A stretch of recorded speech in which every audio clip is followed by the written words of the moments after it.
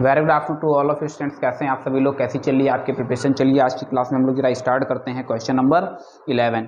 Question number 11 topic run हो रहा है relation and function, relation and function, और हम लोग डिस्कस कर रहे हैं exercise 1.1। Exercise 1.1 NCERT text book बच्चा रन कराई जा रही है। मैं उम्मीद करता हूं कि टॉपिक आपको अच्छे समझ आ रहा होगा। रिलेशन एंड फंक्शन को बहुत अच्छी तरीके से समझने और सीखने की कोशिश करना है। अगर यहाँ पर कोई दिक्कत हो रही है तो क्लास 11 की वीडियोस को प्रॉपर वॉच करें, आपको बेहतर तरीके से चीज़ें समझ आएंगी। आइए देखते हैं कि क्वेश्चन नंबर 11 में क्या कहा जा रहा है। हाँ, कहा जा रहा है प्रूव दैट, हाँ सिद्ध कीजिए, आगे रीड करो। अच्छा, सेट ए देखो यहाँ पर गिवन दैट, कुछ बच्चे मुझे बता रहे थे कि उनको लिखने में उनको ये नहीं समझ आता है कि सोल्यूशन की स्टार्टिंग कहाँ से करें। तो ये स्टार्टिंग मैं ऑलरेडी आपको सिखा चुका हूँ। सबसे पहले आपको लिखना है गिवन दैट, फिर पॉइंट नंबर 1। पॉइंट नंबर 1 में डेफिनेटली आपको कोई एक सेट दिया होगा, आप उस सेट को यहाँ पर डिफाइन करेंगे। अब देखिए क्वेश्चन में सेट ए दे दिया गया है, क्या है?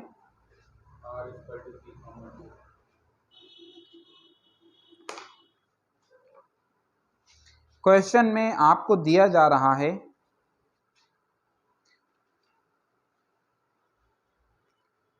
Set of all point, set of all point. ये बच्चा एक सेट आपको दे दिया गया है। अब आप जानते हैं सेकंड पॉइंट क्या बनता है। सेकंड पॉइंट बनता है आर रिलेशन। क्या कहा? R relation. फिर R is a subset of A cross A is defined as. हाँ बच्चा, अब आपको आर दिया जा रहा है। कहा जा रहा है R equals to curly braces के अंदर, करली ब्रेसेस के अंदर P comma Q such that distance of the point P, क्या कहा? Distance of the point P from origin,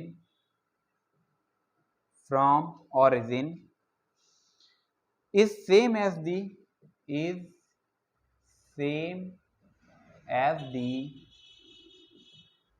distance of the point q, distance of point q from origin।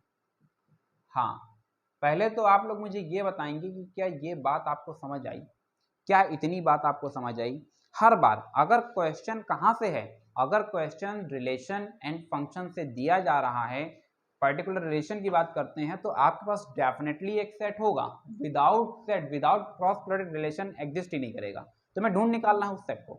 वो set क्या है? जैसे यहाँ पर क्या था, set of all points in a plane, set of all points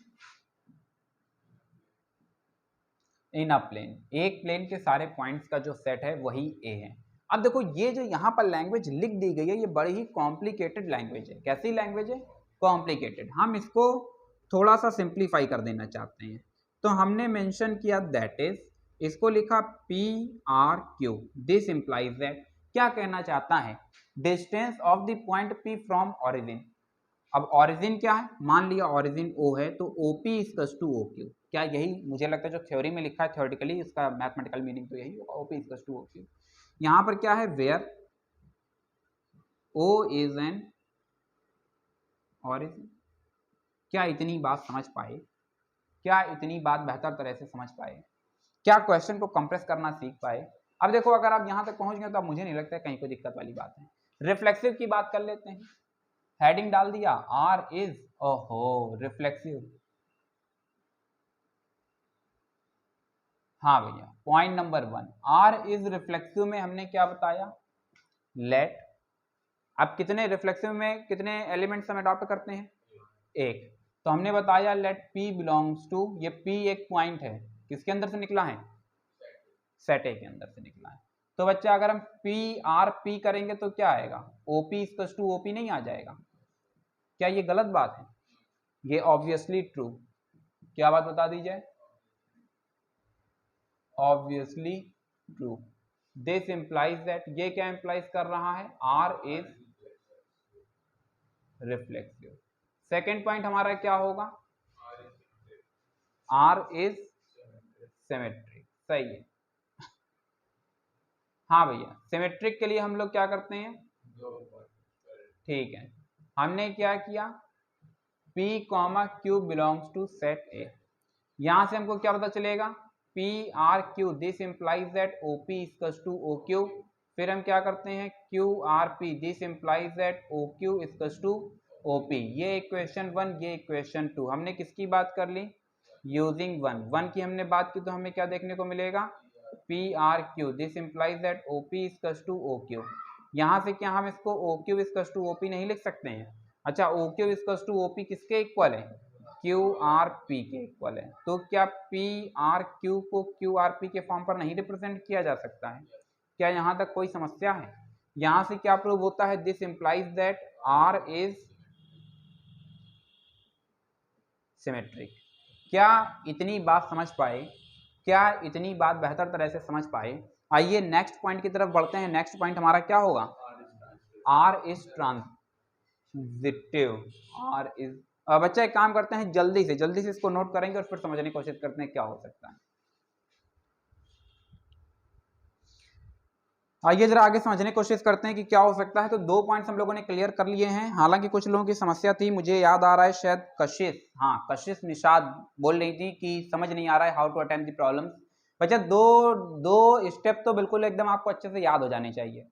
step number 1 में क्या, गिवन दैट, हमेशा आपको एक सेट दिया होगा, आपको ढूंढना होगा। क्वेश्चन कॉम्प्लिकेटेड होगा तो हो सकता है कि वो सेट को थोड़ा सा कहीं इधर उधर घुमा करके दे। एक आपको सेट ढूंढना है, उसके बाद में ये देखो इतना तो एकदम कॉपी पेस्ट कर देना, और उसका रिलेशन वो आपको प्रॉपर मेंशन करेगा ही।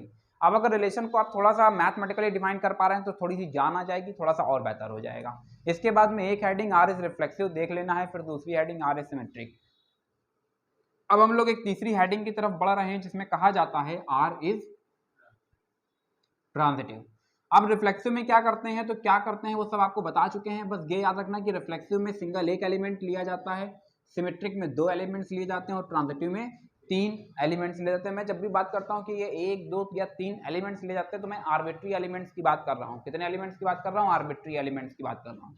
हाँ भैया, ये इसका एक तीसरा पार्ट यहाँ से देखते हैं। तीसरे पार्ट में क्या कहा जाएगा, आर इज ट्रांजिटिव। जब आर इज ट्रांजिटिव की बात करते हैं तो हमने लिखा let x y, sorry elements का देखो स्ट्रक्चर नहीं बदलेगा इस बार, P Q R belongs to set A. Oh my God, ये देखिए ये आर और ये आर अब एक हो सकते हैं। ये जो मैंने आर ले लिया है तो ये एक हो सकते हैं, इसलिए मुझे अब एलिमेंट को चेंज करना पड़ेगा। क्या ले लिया जाए, चलिए यहाँ पर एस ले लेते हैं, P Q S belongs to A, ताकि वो रिलेशन वाला आर और पॉइंट आर में हम लोग क्या कर पाए, डिफरेंस क्रिएट कर पाए। चलिए बच्चे आगे जरा समझने की कोशिश करते हैं। यहाँ से पी आर क्यू की वैल्यू क्या जनरेट होती है, O P equals to O Q, जबकि क्यू आर एस की वैल्यू क्या जनरेट होती है, O Q equals to O S. फिर पी आर एस की वैल्यू क्या जनरेट होती है, O P equals to O S. ये इक्वेशन 1, ये 2 और ये 3 याद रखेंगे। सिमेट्रिक में हमेशा 2 इक्वेशंस बनती हैं, इसमें इक्वेशन नंबर 1 को हमेशा अडॉप्ट करते हैं और सिंप्लीफाई करके इक्वेशन 2 को गेन करना होता है। यहाँ पर हमेशा हमें क्या करना होता है, यूजिंग फर्स्ट एंड सेकेंड। आपको हमेशा 2 लेने होते हैं बच्चा, ये 1 ये वाला है और 2 ये वाला है। हाँ, तो दोनों को अडॉप्ट करते हैं तो आपको देखने को मिलता है P R Q comma Q R S, this implies that O P equals to O Q and O Q equals to O S. अब आप मैंने आपको बता रखा है कि इस एंड को आप किसी भी तरीके से डिफाइन कर सकते हैं, आप कुछ भी करिए, एन केन प्रकरणेन, आपको कुल मिलाकर के इक्वेशन 3 गेन करना है। अगर किसी भी मेथड से आप इक्वेशन 3 को गेन नहीं कर पा रहे हैं तो मतलब रिलेशन क्या है, ट्रांजिटिव नहीं है। तो आइए देखते हैं कि क्या हम लोग गेन कर पाएंगे। मुझे बताओ एंड के प्लेस पर क्या इस्तेमाल कर दिया जाए। बिल्कुल सही जवाब, बिल्कुल सही जवाब। O Q equals to O Q 2 बार लिखने का कोई मतलब थोड़ा ही है, तो इसको हमने कितनी बार लिख दिया, 1 बार लिख दिया। अब ये इसके इक्वल है, ये इसके इक्वल है, तो पता चल रहा है कि ओपी इक्वल्स टू किसके हो जाएगा, ओएस के हो जाएगा। ओपी इक्वल्स टू एस यहाँ पर किसको डिफाइन कर रहा है, पी आर एस को डिफाइन कर रहा है। तो यहाँ से क्या पता चलता है, P R Q Q R S, this implies that P R S. क्या इतनी बात समझ पाए, क्या इतनी बात बेहतर तरह से समझ पाए। इससे क्या पता चलता है, this implies that R is transitive. R कैसा हो चुका है, आर ट्रांजिटिव हो चुका है। क्या इतनी बात समझ पाए, क्या इतनी बात बेहतर तरह से समझ पाए। क्या अब आपके अंदर कुछ कॉन्फिडेंस लेवल अप हो पा रहा है? आइए जरा समझने की कोशिश करते हैं प्लीज प्लीज। आइए जरा आगे समझने की कोशिश करते हैं कि क्या हो सकता है।